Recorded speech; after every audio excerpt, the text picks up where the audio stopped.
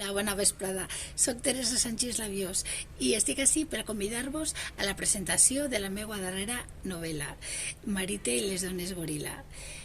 Marite i les dones goril·la conta la història d'una adolescent cabanyalera que viu enfadada amb els seus pares i no sap què fer en la seva vida. Busca el sentit de la seva vida i no sap per on tirar.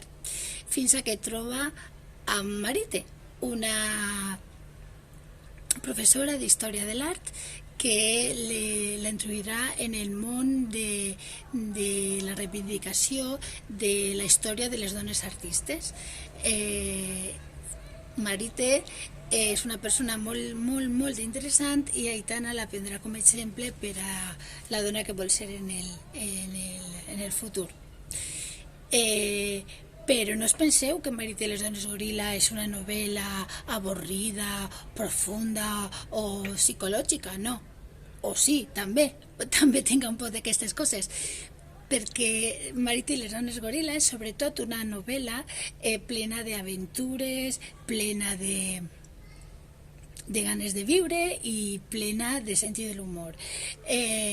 Perquè no oblideu que està escrita per una cabanyalera i està protagonitzada per cabanyalers i cabanyaleres, i nosaltres som persones amb molt sentit de l'humor i malgrat totes les coses que ens passen amb moltes ganes de viure.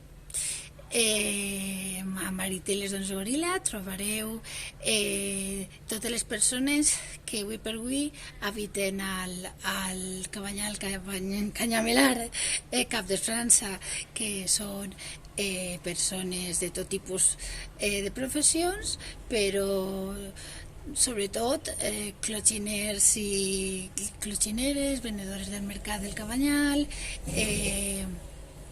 participants de les nostres festes patrimonials, com són els confrades de la Setmana Santa Marinera, i bé, també trobareu a les dones goril·la. Us espere.